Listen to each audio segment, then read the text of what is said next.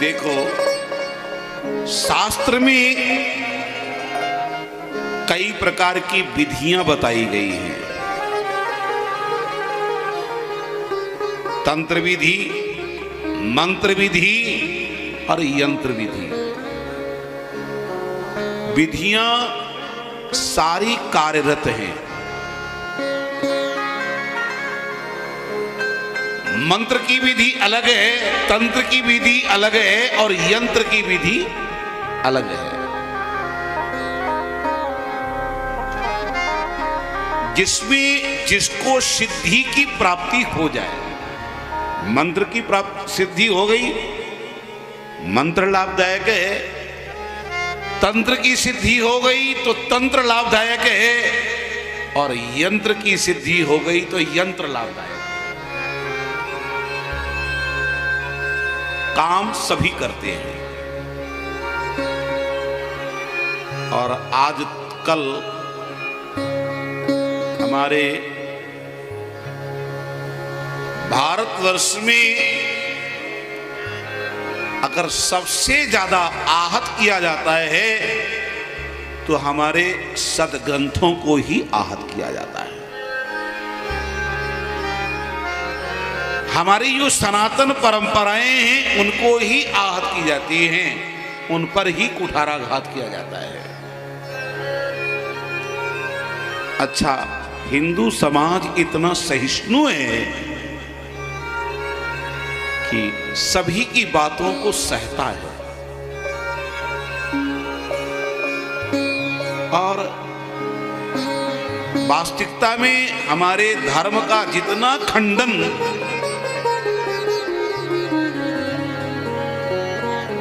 हिंदू समाज से मिलकर के लोग करते हैं, उतना खंडन अन्य समाजों का नहीं है।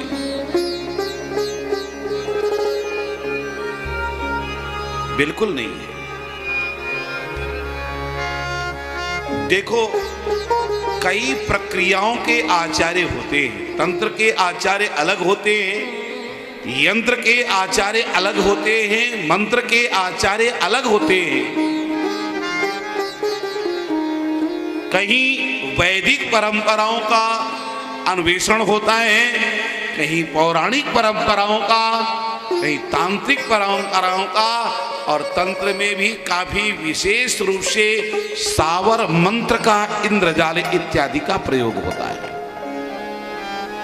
और ये जो प्रक्रियाएं हैं ये आज की नहीं है, अनादिकाल से चली आ रही है। आप लोगों ने सम्मोहन, मारण, उच्चाटन, उत्तंभन इत्यादि क्रियाओं को सबने सुना होगा। ये भी वैदिक शास्त्र की ही क्रियाएं हैं। सब सिद्धियों से सब कुछ हो जाता है। अरे भाई, सिद्धियों से कोई अगर मन की बात जान लेता है, या सिद्धियों से कोई अपने धर्म को यथास्थित रखने का प्रयास करता है, तो कोई गलत काम नहीं है ना? गलत नहीं है, सही है। अपनी अपनी अलग अलग विधाएं हैं, परंपराएं हैं। अब आजकल मीडिया के लोग सबसे ज्यादा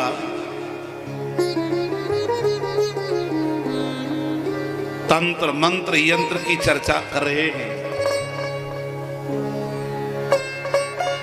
सिद्धियों के विषय में चर्चा कर रहे हैं,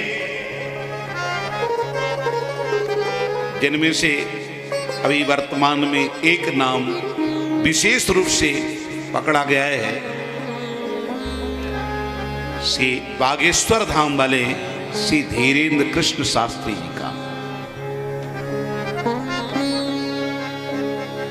उनके यहाँ हनुमत उपासना है और सन्यासी बाबा की सिद्धि उनके परंपरा में है।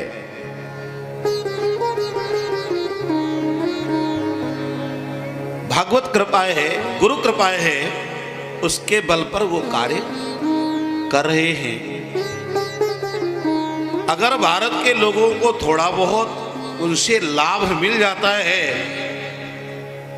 तो अन्य धर्म के लोगों का नुकसान क्या होता है?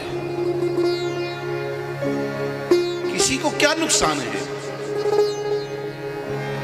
किसी संत, किसी महात्मा के पास बैठकर अगर किसी को शांति मिलती है, किसी संत की बात, किसी ब्राह्मण की बात मानने पर उसका कल्याण हो जाता है, तो क्या नुकसान है?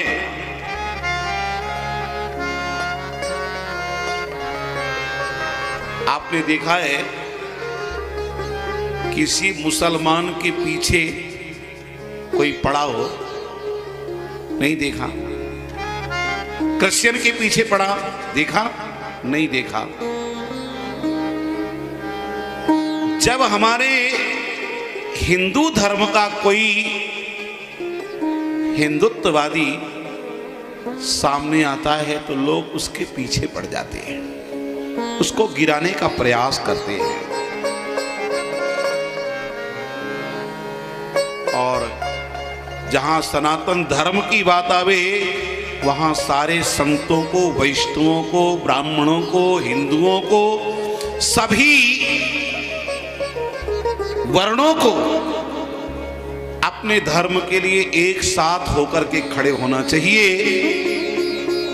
इसी में हमारे सनातन धर्म की भलाई है, इसी में हमारा सबका कल्याण है। हम आज तक बोलना नहीं चाहते थे और आज इसलिए बोल रहे हैं कि अब हमारे सनातन धर्म में अत्यंत कुठाराघात हो रहा है। तो हमारे हिंदू धर्म के विपक्ष में कोई न बोले, किसी को नहीं आना है हिंदू धर्म के शरण में तो कोई बात नहीं, वो ना आवे। हम उनके धर्म के विषय में नहीं बोलते हैं तो उन्हें भी हमारे धर्म के विषय में बोलने का अधिकार नहीं है। हमारे धर्म में आने की अगर आपको आवश्यकता है तो आप हमारे हिंदू धर्म में 100 बार आओ, क्योंकि हम जानते हैं कि हमारे हिंदू धर्म से बढ़कर के दुनिया में कोई दूसरा धर्म है ही नहीं।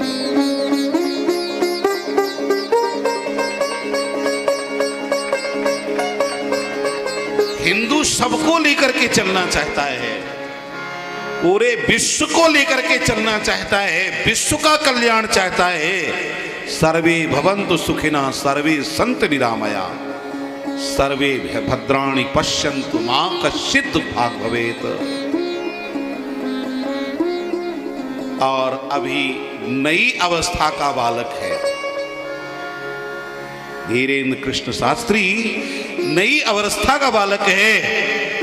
अगर संपूर्ण भारत में वो एक ऐसा कार्य कर रहा है, सामाजिक कार्य कर रहा है, समाज के कल्याण का कार्य कर रहा है, तो कोई गलत कार्य नहीं कर रहा है, किसी की चोरी चंडाली छिनारी नहीं कर रहा है, वो समाज सुधार का कार्य कर रहा है और समाज के मंगल के लिए वो भजन करता है, सिद्धि करता है, तो कोई गलत नहीं है, बहुत अच्छा है, हमारे हिंदुओं के लिए भी अच्छा है। अगर ये विधाएं भी कोई नहीं करेगा तो हमारे हिंदू संप्रदाय की, हिंदू परंपराओं की विधाएं भी धीरे धीरे लुप्त हो जाएगी। इनकी भी आवश्यकता है, लुप्त नहीं होना चाहिए, इन्हें जागृत करके रखना चाहिए। और धीरेन्द्र कृष्ण शास्त्री बहुत अच्छा कार्य कर रहे हैं, पूरे देश के लिए कार्य कर रहे हैं। श्री सीताराम जी महाराज।